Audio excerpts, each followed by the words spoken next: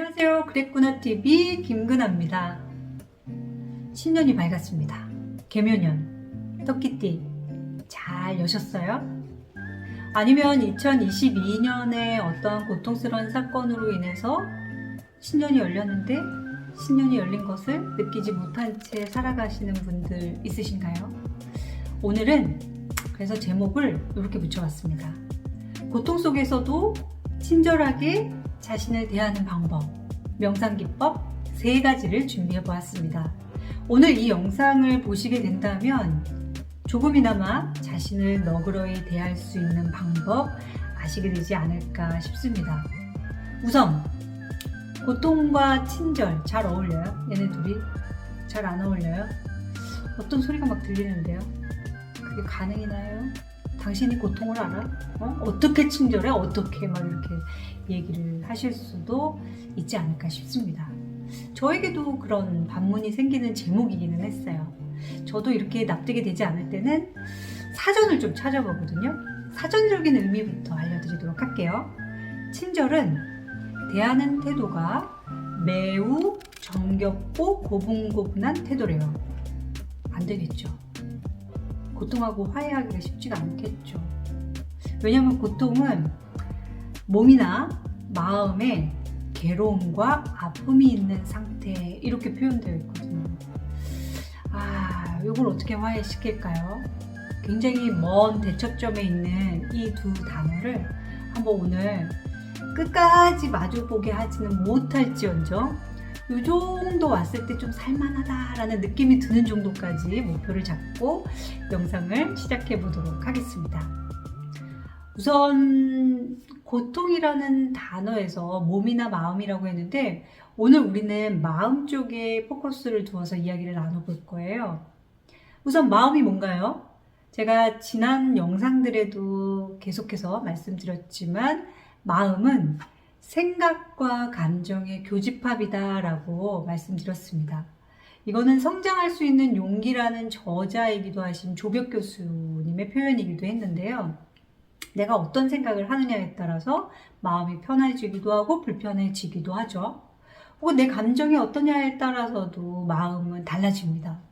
그래서 우선 고통을 친절로 대하는 그 전환점을 생각에 포커스를 두어서 이야기 나눠볼게요. 질문을 드려보도록 하겠습니다. 우리 구독자님들은 고통 속에 있을 때 어떤 생각을 하세요? 나는 좀 쓸모없는 인간인가 보다. 그러니까 저렇게 돼야지. 나 아무 가치가 없는 인간인가 보다. 혹은 나는 자격이 없는 것 같아. 엄마로서, 강사로서, 아내로서 아무 자격이 없는 것 같아. 라는 생각이 든다. 각 직업군에 따라 표현은 다르겠지만 이런 생각이 든다면 생각에 땡땡땡에 걸리신 겁니다. 땡땡땡 뭘까요? 바로 갈고리입니다. 갈고리가 탁 걸려요. 그러면 아무리 헤어나오려고 해도 잘 안 돼. 네. 내가 이렇게 부정적인 생각을 한 번만 하는 게 아니라 그 생각이 꼬리에 꼬리를 무는 경우들이 훨씬 많잖아요. 이 갈고리의 종착역은 어딘가요? 진짜 쓸모없기를 바라시는 거예요? 아니면 정말 가치 없기를 바라세요? 난 자격이 없는 인간으로 치부되기를 바라세요? 아마 아니실 거예요. 정말 가치 있게 나의 삶이 꾸려지기를 바라실 거고 내가 무엇보다 좀 더 존중받기를 원하신 것일 거고 각자가 원하는 삶이 있는데 그 원하는 삶대로 표현을 안 하고 원치 않는 삶을 말로 표현하는 경우들이 훨씬 많아요. 이럴 때 갈고리에 탁 걸립니다. 자, 그러면 우리가 고통에서 친절로 갈아탈 수 있는 환승역들이 꽤나 많이 있어요. 우리 이렇게 전철 타다 보면 환승역 있잖아요. 2호선에서 1호선에서 6호선으로 갈아타고 하는 것들. 그것처럼 우리의 삶 안에서도 환승역이 있습니다. 그 환승역 3가지를 알려드리도록 할게요. 첫 번째는 부정적인 생각이 탁 떠올랐을 때 나는 쓸모없는 인간이야 라고 표현하기보다는 이렇게 해보세요. 우선 생각에 라벨링을 붙이고 알아차렸어 라고 표현해 보시는 거예요. 그럼 예를 들어 볼게요. 내가 쓸모없는 인간이야 라는 생각을 하고 있다는 걸 알아차렸어.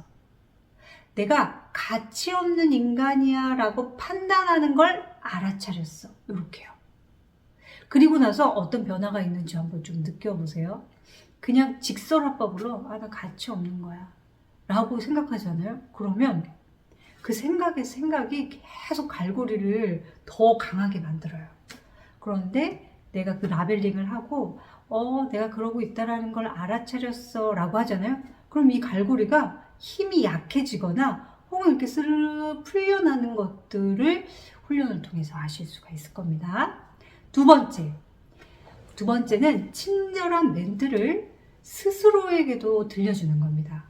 우리가 친구를 만나서 막 고통을 호소하다 보면 친구가 이렇게 얘기해 줄 때 되게 위로가 되잖아요. 어떻게 견뎠니? 내가 생각해도 네 경우라면 너무 힘들어서 어떻게 할 줄을 몰랐을 것 같은데 어떻게 견뎠니? 너무 힘들었겠다라고 막 위로해 줄 때 막 이렇게 꽉 막혀있던 숨이 탁 풀리는 듯한 느낌 받으실 때 있으시잖아요.